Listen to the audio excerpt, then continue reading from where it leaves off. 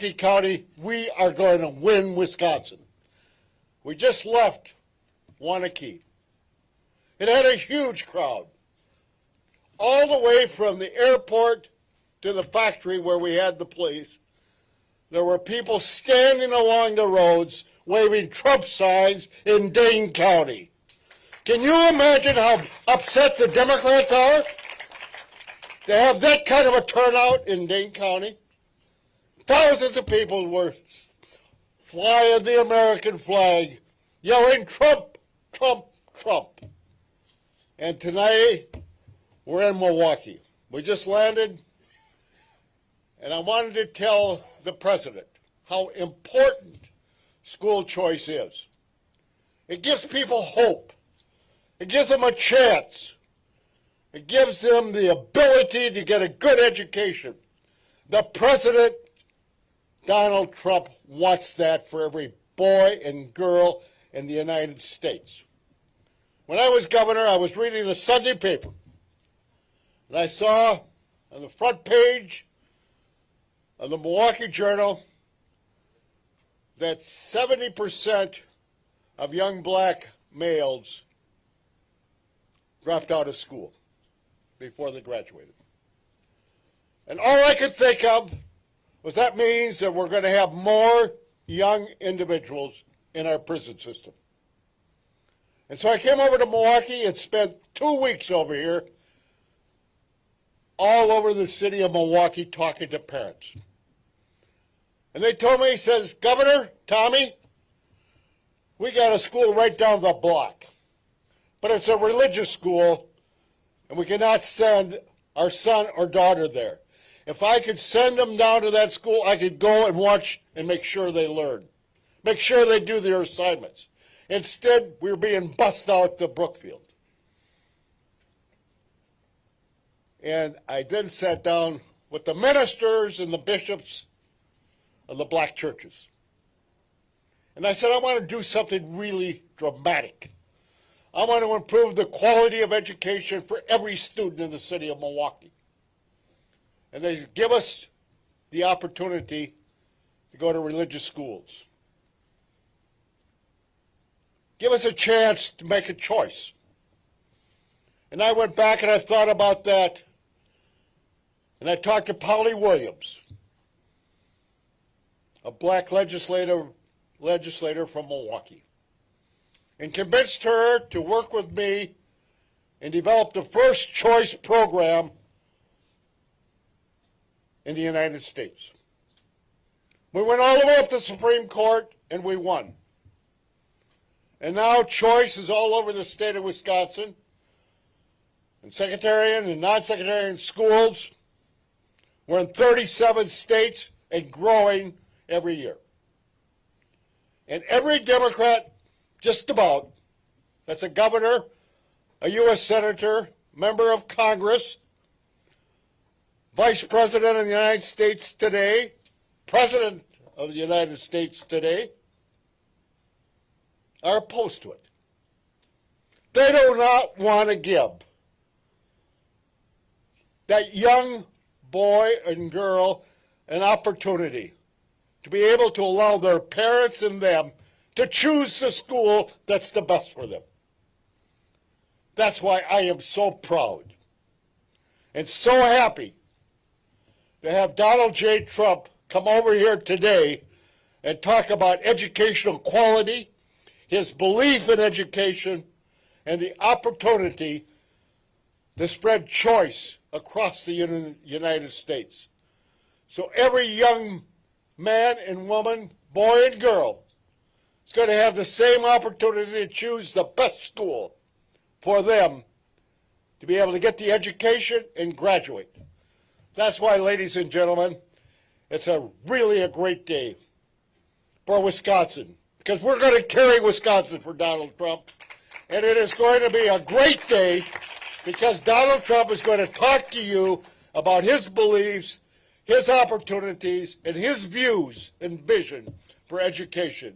I give you the next president of the United States, the 45th and 47th president of the United States, Donald J. Trump.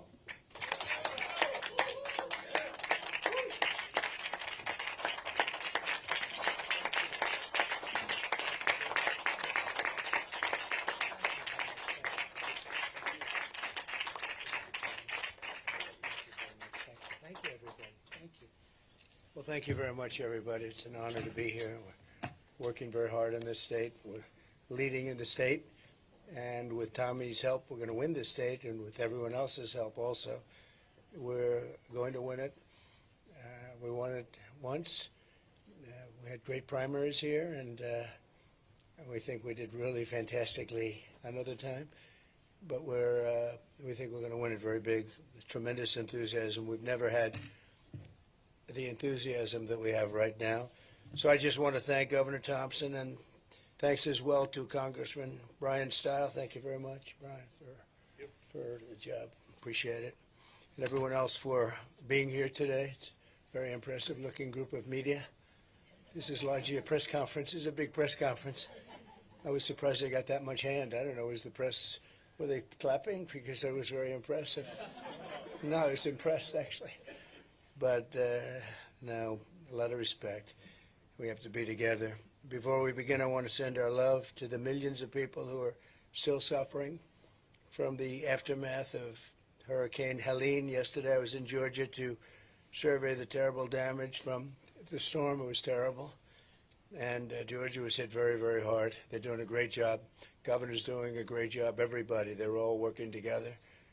And we helped them out a little bit. In North Carolina, the biggest problem seems to be like zero communication. The poles are all down, the wires are all down. And they asked me whether or not I could help with Starlink. It's another genius concept of Elon Musk.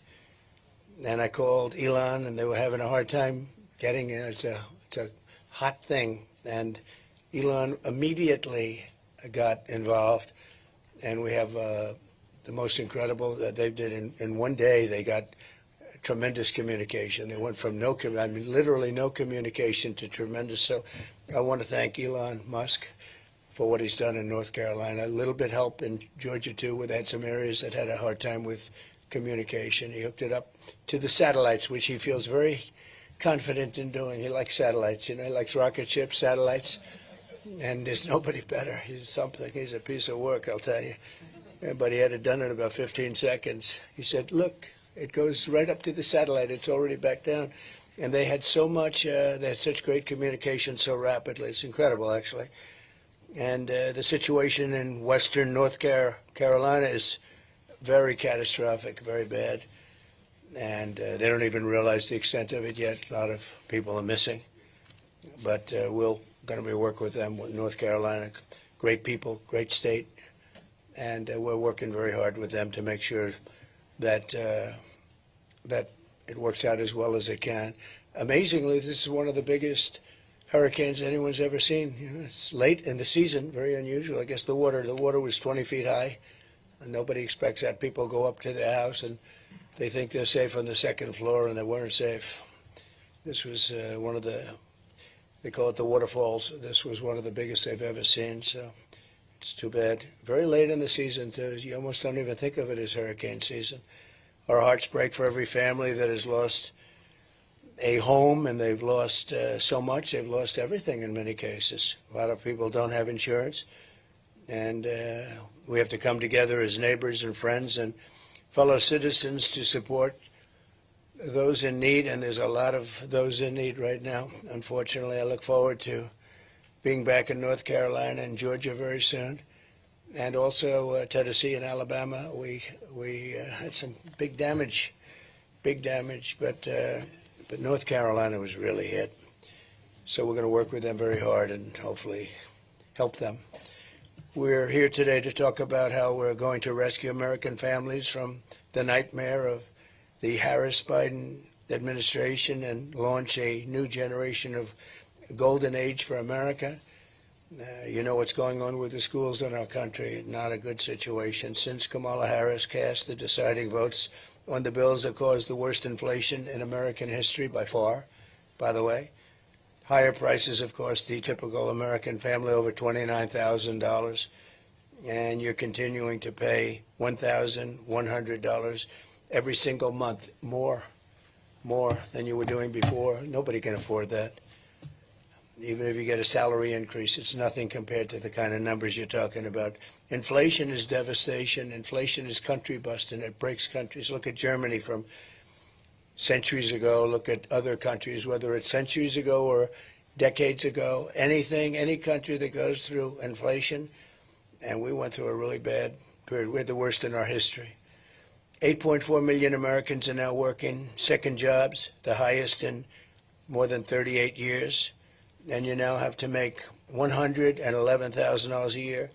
That's a lot of money to afford an average home, a 46% increase since when I was president, so it's 46% higher. And that's not even including the cost of interest, because interest went from 2% to 11%. And you can't get the money at 11%, so it's not 11, it's a lot higher than that. With her colossal big government negotiations, Kamala Harris, who destroyed San Francisco and destroyed California. San Francisco is the best city in the country 18, 19 years ago. Bob Tisch, a friend of mine from Lowe's, many of you know Bob Tisch, he said it was the best city in the country. He was a businessman that had holdings all over. He said San Francisco was the best. He wouldn't believe it. He passed away a number of years ago, but he wouldn't believe what's happened to it. And he's also added an estimated $6,300 a year in regulatory costs onto the backs of every American family. So Kamala Harris has done this, and she's done it at a level like nobody's ever seen, with the help of Joe Biden. But I'm not sure Joe was involved, because I'm not sure he was involved in anything, to be honest with you. Now Kamala is coming back for more. So she ruins San Francisco. She ruins the state of California. And now she's coming back to destroy the United States of America, but we're not going to let it happen. As you know, she's a Marxist. Her father's a Marxist professor who nobody has spoken to. I'd love to talk to him. I would be interested in talking to him, actually. But we can't let this happen. We were way up on Biden, 21 points up on Biden after the debate. And they had a coup. They told him, you're not going to run. And he's not a happy man. He's pretending he's happy, but they took him out. He had 14 million votes. She had no votes. She was the first one that got broken in the primaries. She never made it to Iowa. She was the first one out, and now she's running. The whole thing doesn't make a lot of sense. You had many people that did much better. They had 22 people running, and she was the first one out. She went in, and she went out because people didn't like her. She wasn't good. And now she's the one that's representing the party, and the press gives her a free pass. And that's a little ridiculous, isn't it? Huh? But also never happened where we spent over $100 million on fighting Joe Biden, and then all of a sudden we're fighting somebody else. That's like a fight. The fighter's doing badly, and you say, okay, let's take him out and give somebody else a chance to win in the middle of the fight. So Kamala's plan is projected to raise the typical family's taxes by $2,600. And the tax queen, you know, they called her the tax queen in California because she liked taxes. I've never seen anyone win a race where they raise taxes all the time, but she liked taxes. This is definitely a unique election anyway. The tax queen also wants the largest small business tax hike in history and a 33% tax hike on American small businesses, which will send consumer prices skyrocketing. You think they're bad now. If Kamala gets 4 more years, she will crush family budgets with crippling energy costs thanks to her Green New Scam. The Green New Scam is one of the greatest, most difficult things to be watching. The real number they want is $93 trillion. They want buildings taken down and new buildings built without windows because it's more efficient. Let's do that. Let's just tell people you have a beautiful apartment, but you don't have any windows. It's one of the great scams. But, you know, the amazing thing is that nobody talks about it anymore. They're not talking about the Green New Deal anymore. They're not talking about environmental anymore. They're not talking about the oceans will rise by 1/16 of an inch over the next 400 years. They don't talk about it anymore. Something's happened. I don't know what it is. I think maybe it's not selling too well anymore. They call it now climate change because global warming wasn't working because the planet's actually gotten a little bit cooler recently. But climate change covers everything. It can rain, it can be dry, it can be hot, it can be cold. Climate change, everything is. Look, and I believe I really am an environmentalist. I've gotten environmental awards, but I want clean, beautiful air and clean, beautiful water. That's all, crystal clean water, and we want clean air. And, you know, during the last 2 years of my administration, we had the best on record, and we had a lot of drill, baby drill. We had a lot of drilling, but we had the best on record. My plan will cut energy prices in half. Within 12 months, we're going to have energy prices for businesses, but in my opinion, maybe even more importantly for the average household, I said by 12 months from January 20th, which is the day we go into office, I hope we have a country left, because what's going on now is very dangerous. I've been talking about World War III. What's going on now between Russia, Ukraine, and the Middle East blowing up all over the place. It's a very dangerous time, most dangerous time since the end of World War II, without even question. But my plan will cut energy prices in half. I'm going to knock it at 50%, all. This is for families and businesses and everything. And with the artificial intelligence, as you know, and shocking, but you need more energy to make that competitive with China and some others, but primarily China. They're going wild now. They're building tremendous electric capacity, as you know. But you need more electricity. They have to create tremendous amounts of electricity in order to compete, and more than we have right now for the whole country. So you have to more than double up what we have right now to be competitive.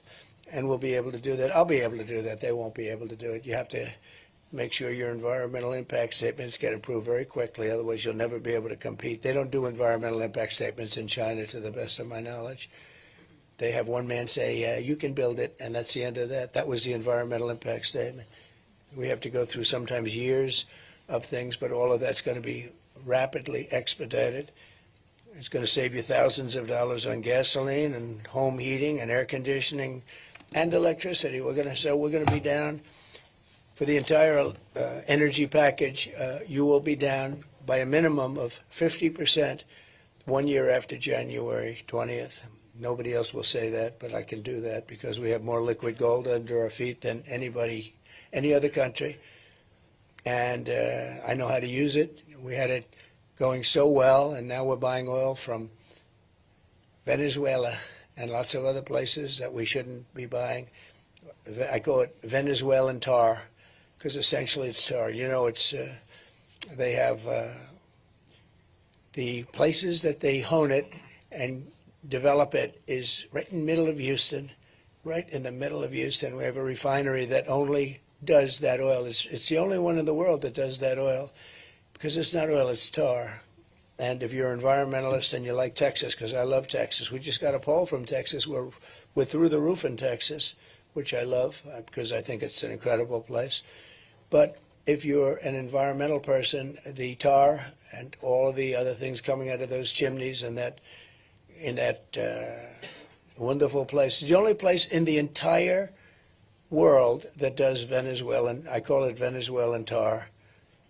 But there's no reason for us to be doing it, because we have more oil and gas. We have more, I say liquid gold, I think it's the best expression. We have more liquid gold than Russia, Saudi Arabia, any other country in the world, and we don't even use it. And ours is pure.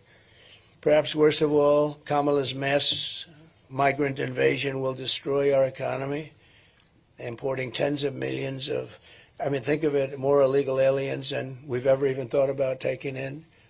And for me to watch her the other night standing up at a television set saying, with a news conference, saying how she's going to all of a sudden get involved at the border. Well, she was the border czar. She did a horrible job. She allowed 21 million plus people to come in, and many of them, and you've heard me say this many times, they came from prisons and jails. They came from mental institutions and insane asylums, and they came from terrorist camps, where they trained them to come into the United States, and they come into the United States, many, many terrorists. We have more terrorists come into the United States in the last 3 years than we have had in the last 30 years. And these are the real terrorists. These are the real ones. We have no idea who they are. They let them come in, just open borders, just the dumbest thing I've ever seen, other than if you're trying to sign them up to vote, which is what they're trying to do.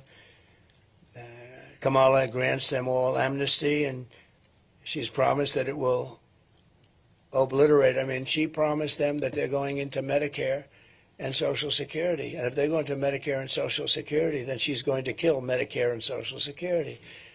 And we're not going to let her do that. And I didn't let anything happen to either of them during my 4 years. We didn't raise the age for Social Security. They're going to end up raising it by 6 or 7 years if they get in. With 4 more years of Kamala, you'll have a 1929 style depression. That's sort of the ultimate depression. 1929 was the worst. You don't get worse than that. And it took 25 years to recover, frankly. You know, people say, oh, we recovered with Roosevelt. No, it took 25 years to recover from it. And it was tremendous pain and suffering. And that's going to happen again. And I've been very good at predicting things. The hat says Trump was right about everything. And it wasn't even my hat. I didn't even do it, but somebody made a lot of money. Trump was right about everything. But when I win, the next Trump economic boom begins the moment the polls close in Wisconsin on November 5th. And again, Brian and Tommy and all of the people that have been so great here, we're seeing numbers that a lot of people have never seen, real numbers that a lot of people haven't seen, especially as Republicans. They haven't seen because they want to have our country back. They don't want to have millions of people pouring in that are criminals, that are murderers. Think of it. We had 13, and these are numbers that were never announced because they never wanted to do that. They never really talked about these numbers. They've never done it in many years, but they did here. And I think somebody at, whether it's Border Patrol or Justice, but somebody said it has to be done. It was announced just before she went to the microphone to say that she was going to do a good job at the border. And a lot of people were saying, well, why hasn't she done it in 4 years? Why are you doing a good job now? She's done a horrible job, even where they tried to give it a little bit of a kick 2 months ago, 3 months ago, so they could look a little bit better for the election. They didn't say that they're flying thousands of people over, and those numbers aren't included, or the app, where they have an app that's being used by the cartel leaders, the people that are making billions of dollars. The cartel leaders, think of this, call the app, and they say where to drop the illegal migrants. This is done under their administration. It's nobody's ever seen anything like it. But they said they closed the border, but they didn't say that airplanes are flying over with hundreds of thousands of migrants, dropping them all over the place. And I'll tell you what, the people in these towns are scared. They're scared. Even if they haven't arrived there yet, they're scared. When you take a look at what's happening in Ohio, Springfield, where you have a town of 50,000 people, that's beautiful. It's safe, a great place, idyllic, actually. And now they've, in a short period of time, dropped 32,000 people there. And some of those people are pretty tough people. And the mayor of the town, I don't know him, but he seems like a nice man, but he doesn't want to talk anything. He doesn't want to say anything bad. He wants to be politically correct. And all he says is we're trying to get interpreters because none of the people, virtually none of them, speak English. So he's looking for interpreters when he should be looking for people to take them home, because this country cannot sustain what's happening to it. We can't sustain hundreds of thousands of people coming in a month, or more importantly, in a short period of time, 21 million plus. We have no idea what it is. You have gotaways. Nobody has any idea, if you include the gotaways, what the number. We can't even really say, you know, with other countries like China, you say it's 1.4 billion. With India, you say it's 1.5 billion. They're big. With us, you don't really know what the number is. You say, how many do we have? Is it 320? Is it 325? Is it 350? Nobody knows. If you go to government agencies, say how many people are in our country, they have no idea.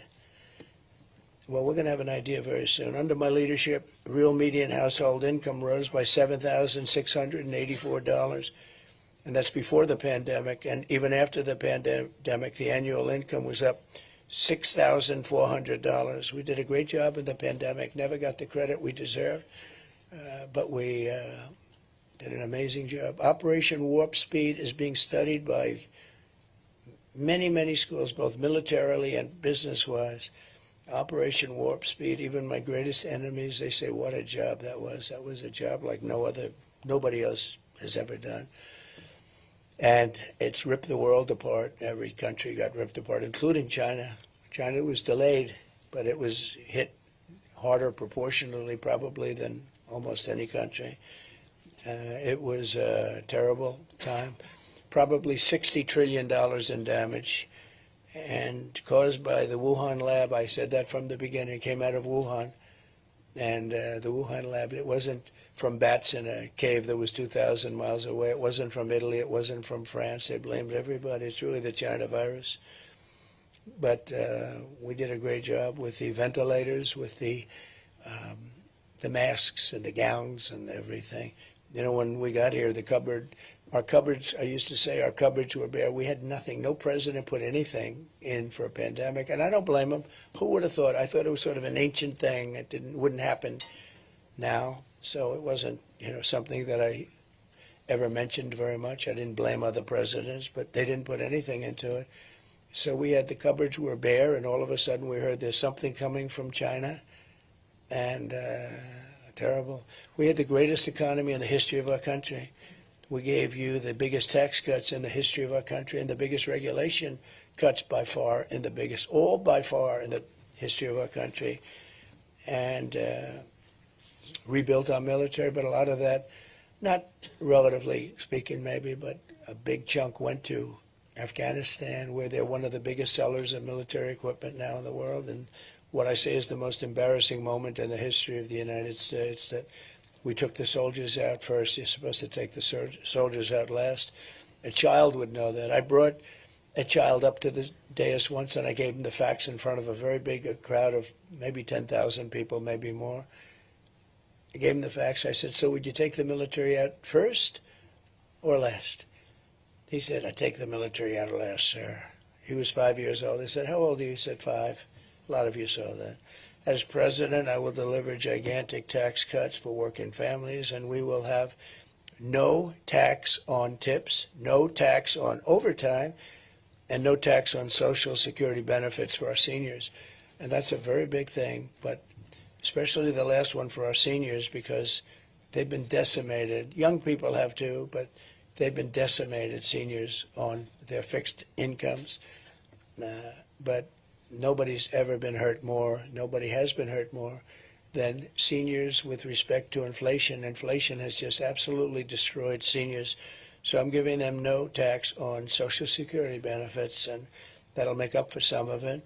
This was all created by Biden and Harris, although nobody knows, when I say Harris, nobody knows who I'm talking about. So Kamala. And while working Americans catch up, we're going to put a temporary cap on credit card interest rates of 10%, because those rates are going up to 22, 24, 26%. And it's not sustainable. It's not fair. So it'll be temporary, but we have to help people. They can't pay those rates. We're going to unleash American energy, drive the prices way down. We're going to stop the people from pouring into our border. We're going to have a mass deportation of criminals. We have to get the criminals out of our country. They're not going to help us. Again, you had 13,000, more than 13,000, to be exact, 13,099. And these are murderers. These are murderers that have murdered, in many cases, about 30% of the cases, more than one person.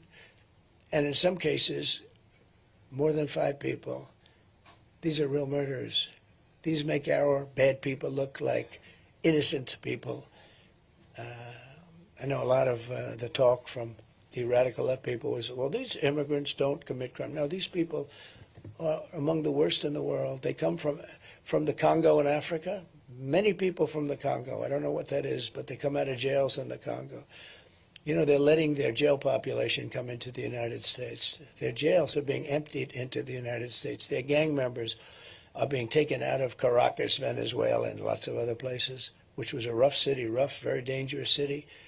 And they're being delivered into the United States. They're gang members. And these are tough gang members. You see what's happening in Aurora, in Colorado, the mayor is petrified. He doesn't, I mean, he's petrified, but the governor is a mess. He doesn't know what the hell. He's a Democrat liberal, and they're taking over real estate, lots of real estate. The governor doesn't know what to do. And, you know, they want to be politically correct. They don't want to say anything. They're so afraid of saying anything and offending anybody. They have to go in. They have to get them out. But when you look at what's happened in Aurora in Colorado, it's incredible. And Springfield is unbelievable. Again, a beautiful community. And now, almost immediately, 32,000 more people. And these are people that have had a rough life, too. They're tough. Some of them are real tough. But they've had a rough life. It's not sustainable. It's not sustainable. People in Springfield are moving out. They have to move out. They're not going to be able to live there. I'm going to appoint Elon Musk, who's a fantastic guy, to lead a government efficiency commission tasked with saving trillions of dollars in fraud, waste, and abuse, and driving down inflation and driving down costs. We have tremendous fat.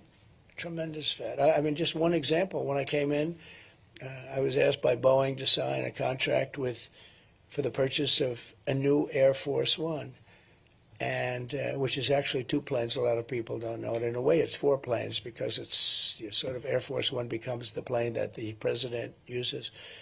And I was asked to do it, and I was able to cut $1.6 billion off the deal without any changes, except I was giving it a better looking paint job.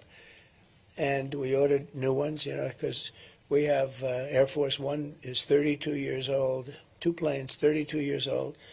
And you'd come and you'd land it next to some of these planes from Saudi Arabia and a lot of other places, United Arab Emirates is a beauty. But you'd land the plane, and the plane looked awfully shabby. It was time. 32 years old, so I got new ones. But when I came in, and they asked me to sign a $5.6 or $5.7 billion contract. Now, they're very special planes, because it's like, people hear billions for airplanes, but they're very special. I can't even say you why, but I can't tell you that. I'm not supposed to. But they are very expensive but incredible planes from Boeing. And I said, I'm not going to sign it. It's too much. And Boeing came back and they cut $400 million off just by my saying that. And I said, nope, it's too high. It has to have a 3 in the front of it. It has to have a 3. Because this was a 5, right? 5.6, 5.7 billion. I said, nope, it's too high. And they called back a week later and they took another $250 million off. So I got $650 million with like about 2 minutes of conversation. I said, no, I'm not doing it. It has to have a 3. And this went on for about a month. And I sort of forgot about it. I said, look, forget it. Well, let's not do it. And lo and behold, about 4 months later, I get a call from Dennis. This was prior to the horrible accidents, the 2 accidents that really hurt Boeing. I mean, it was the greatest company in the world. I think it was thought of as the greatest company in the world, and now it's not considered that. They went down a long way, but this was when it was prime time, Boeing prime time at the beginning of my term. And they said, here's the story, sir. We thought we had a deal at $5.7 billion. We'll do it for $3,999,999,999.99. 1 penny less than 4. I said, you got a deal. So I saved about $1.6 billion. Same exact plane, nothing different. It's not like, oh, gee, we have cheaper engines, or we have no generation system, or the wings are smaller, or lots of things that you can do to cheapen it up. No, the exact same plane, except we had a much better paint job. And we saved $1.6 billion, and it took me like 3 months. And actually the last part was the most effective because I gave up on him, and he called up out of the blue. In fact, when he called, I said, the head of Boeing, what the hell does he want? That's always the best way to negotiate when it doesn't matter to you so much, right? I said, what does he want? And then he said, the plane that we've been talking about a few months ago? Yeah, tell me about it. That's when he made the best offer. So we saved $1.6 billion or $1.7 billion. For that. I said, so you're going to make $1.7 billion to build an airplane? That was the way I looked at it. And we have so much. Elon Musk is a master of that, and he's so into it because he loves the country so much. He endorsed me with the warmest endorsement. He thinks it's very important that I win because we're going to save our country. If these people win, we're not going to have a country. But we're going to have Elon do it, and he'll be able to save, I think, trillions of dollars. I really do. I think trillions of dollars. And nobody in the country will feel a thing except we'll save our country. And we'll then start paying down debt. But we have deficits. I think we're going to have a $2 trillion deficit with Biden this year, or Kamala. $2 trillion, it's not sustainable. You can't do that. And China's gotten totally out of control. As you know, the deficit with China is incredible. The deficit with the European Union is massive, like $320 billion. And, you know, we have a new one now, Mexico, because Mexico is starting to get a little rambunctious with the car business. And for those people in United Auto Workers, the head of the union is incompetent. The deal he made in allowing the United States to go to all electric is insane, because people don't want to buy all electric. I think electric cars are great, but, you know, it's a market, a little percentage, probably 10%, I don't know, some percentage. I think they're great, but they don't go far. They're made in China, and they're very expensive. And not everybody can have them. They want everybody to have an electric car. It won't work. We don't have enough electricity right now to take care of our homes and our buildings in California. Gavin Newsom has a situation that's unbelievable. He's having blackouts and brownouts every week. And now we're supposed to, on top of it, feed cars all of this electricity, so it doesn't make, so I'll be terminating that on day one. And again, we're all for electric cars. I think it's great. I think Tesla, I think Elon makes great cars. And, you know, somebody said, did he ever speak to you about it? Because, you know, the way I've been saying this for 2 years. It's a tribute to him. He never mentioned it to me once. It's pretty amazing. He didn't say, well, listen, you got to lay off, because I'm a big fan of electric cars, but not for everyone. You have to have gasoline-powered cars, and hybrids are great. And some new ones are coming on the market. We have hydrogen. Hydrogen is a hot one right now, but it is a little problem. It tends to blow up on occasion. And if it does blow up, you are unrecognizable. They will never be able to see who you were. Maybe a blood sample, but it's a bad blow up. I would say that's a serious problem, so I don't expect to be buying a hydrogen car for myself. But a lot of great things are in the marketplace, because we're here in Wisconsin with the great Governor Thompson. He's a great man. He's a great politician, one of the most popular, I think the most popular politician in the history of the state. And it's an honor that he even does this. I mean, he just feels he's a little like Elon in that sense. He feels it's so important. But one of the founding fathers of school choice, I didn't even know that until a couple of days ago. But he's a big school choice. A lot of people are. I got lots of calls. I even got a call from Rupert Murdoch, who I have a lot of respect for. And he said, school choice, you have to go with school choice. That was just today. I said, I didn't know he was so into school choice, but he feels very strongly about it. He's a good man, too. I also want to talk about another way that we can help the American family, supporting school choice for every child. And, you know, you have to do the school choice thing, because right now we are just about at the bottom of every list, and yet we're number one on every list of cost per pupil. Cost per student, we're number one. And if you look at a list of the top 40 nations, we are at the bottom of the list. We're number 40, number 39 all the time, and often led by Norway and Denmark and Sweden, and China is in the top 5 usually. Pretty amazing, with 1.4 billion people, pretty amazing. But China's in the top 5, and we're number 40, number 39. And one of the things we'll be doing is moving education back into the states. And, you know, if you think about it, like a state like this, I think would do fantastically well with education. I think that a state like Iowa and Idaho and Indiana, I think you'd end up, I was looking at them the other night, just from common sense, you know, with a party of common sense. And I said, more than anything else now, with a party of common sense, because that's more important than anything else. We don't want men and women sports. We want to have strong borders, and we want to have fair elections, not rigged elections. And we have a lot of problems in this country. But if you take a look at all of it, everything that we're doing, every single thing that we're doing is based on structure and common sense. I was looking at the various states, and I think 35 states could be the equivalent of Norway and Denmark. If you think about it, they'd run great. I mean, I think Iowa would do great. I think Idaho would do great. I mean, these are states that have no debt.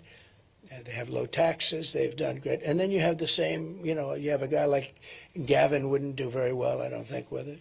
He signed a thing yesterday. Somebody told me, I haven't, it's not confirmed, but he signed a document yesterday that said you're not allowed to ask a voter for ID, identification, and if you do, it's like a crime. Why would anybody do that? In other words, this was signed yesterday or the day before by Gavin Newsom, a failed governor, and it said, if you ask anybody whether or not anything having to do with their identification, now for everything else you're allowed to have a card, but for voting, which is our most important act, it's considered virtually a crime, so you're not allowed to ask for identification. Now there's only one reason that's done, that's because they want to cheat on elections. When you have something like that where there will be no asking, it's not a question of having voter ID, it's a question you're not even allowed to ask, and if you ask, it's